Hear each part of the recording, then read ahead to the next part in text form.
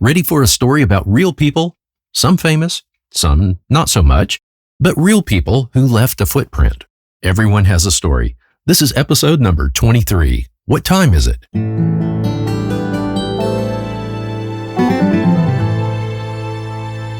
What time is it? That seems like it calls for the most straightforward, mundane answer in the world. But some pretty strong assumptions underlie that question. For one, there's the premise that we're all talking about temporal time that can be measured by a clock, in contrast to a season or an era. Another postulate is that everyone participating in this exchange is in the same time zone, or not. I'm in Texas. What if you're in Los Angeles or New York? We'd all need to be aware of what time zone we're referencing, because it's always 5 o'clock somewhere. Another assumption is that we're all using a standardized means of measuring time. Primitive tribes may measure time by referencing the position of the sun. Mechanical clocks didn't exist in ancient times, so we see references of hours in the Bible as 1/12 of the daylight part of the day. When we read of Jesus being crucified in the third hour, that is referring to the morning. Or his meeting the woman at the well at about the 6th hour would have been during the heat of the day.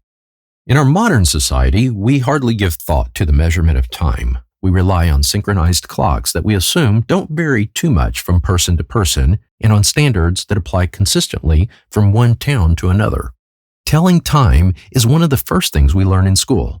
After that, we sort of take it for granted.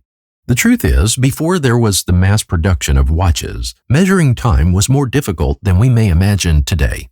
Before the era of atomic clocks and digital watches, if you were well-to-do, you might have owned a pocket watch. Up through the 1800s, these watches were traditionally made by hand. They also tended to be imprecise and unreliable. So various watches kept differing times, necessitating their owners' vigilance in resetting them frequently. Each part was meticulously crafted to fit that particular watch. Consequently, they were so expensive that not everyone could afford a timepiece like this. That's how timepieces came to be thought of as sort of functional jewelry, a status symbol for sure. The rest of the population, those who could not afford these fine pocket watches, perhaps relied on a clock at the town square or the railroad station to keep time. Even so, such a clock in the town square could be off by a few minutes. Often, these methods were marred with inaccuracies and differed from one community to another. Imagine the clock at the courthouse reads 12:45 when it's actually 12:59, and your train was scheduled to leave in precisely 1 minute. Well, your train could be pulling out of the station before you arrived, and you would have missed it because of a seemingly minor discrepancy with the clocks. One man set out to make a watch that would be reliable and affordable for the common man. Born in 1812 in Freeport, Maine, Aaron grew up helping in his father's cobbler shop. Seeing how his father labored to cut and make each pair of shoes, Aaron suggested a more effective way of cutting and making shoes in batches instead of one by one. Aaron was good at making shoes, and his ideas made his father's work faster and more efficient. The young Aaron learned a lot by making shoes, but that wasn't his passion. He was most intrigued with watches. At the age of 18, he apprenticed with a jeweler in Brunswick, Maine. There, he learned the craft and became an excellent clock and watchmaker. During his internship, Aaron developed a mechanical device to cut clock wheels in batches. Then Aaron moved to Boston to start a business repairing watches, but gave it up after a couple of years in favor of the opportunity to work as a journeyman under the master watchmaker Tubal Howe, who was considered to be among the best watchmakers in America at the time. Aaron learned the methods of the leading Swiss and English watchmakers who dominated the world market. It was around this time that Aaron launched a side venture with his younger brother, manufacturing paper boxes for the jewelry business. Again, that may not seem like a big deal. Turns out it was. Their paper box manufacturing business was successful, but Aaron let his brother run the operation so he could continue to focus on his watchmaking interests. Aaron had a great idea: buy the parts and materials wholesale and mass-produce affordable watches with factory machines. Having observed how precision and systematic engineering was used to produce firearms, Aaron conceived a plan to do the same for watch manufacturing. He used interchangeable and standardized moving parts to enhance the quality of these watches and to lower the cost of production. Aaron approached some established clockmakers as partners with his plan for mass-producing watches. They agreed to the plan and provided Aaron with the room to experiment and develop the machinery for his project. After a couple of failed attempts, under Aaron's supervision, the company was finally able to manufacture and scale up the production of watches that began to sell far and wide.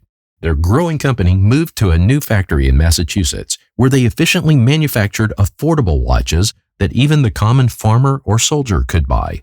For the first time in American history, precise timekeeping was no longer a luxury for the wealthiest of society.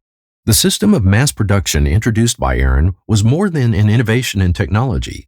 It effectively revolutionized commercial and personal activities.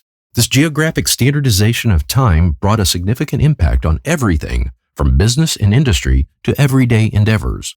For the first time, time itself became standardized as people and goods moved from one community to another across the North American continent.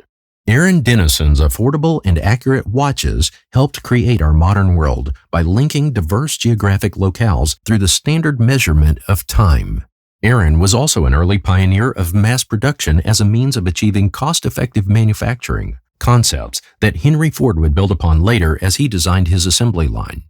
Oh, and remember that side business manufacturing paper boxes that Aaron started in the 1830s with his younger brother? It existed for the next 160 years as the Dennison Manufacturing Company until 1990, when it merged with another company that manufactured adhesives, the Avery Company. Today, the Avery Dennison Corporation has about 30,000 employees with annual revenues exceeding $7 billion.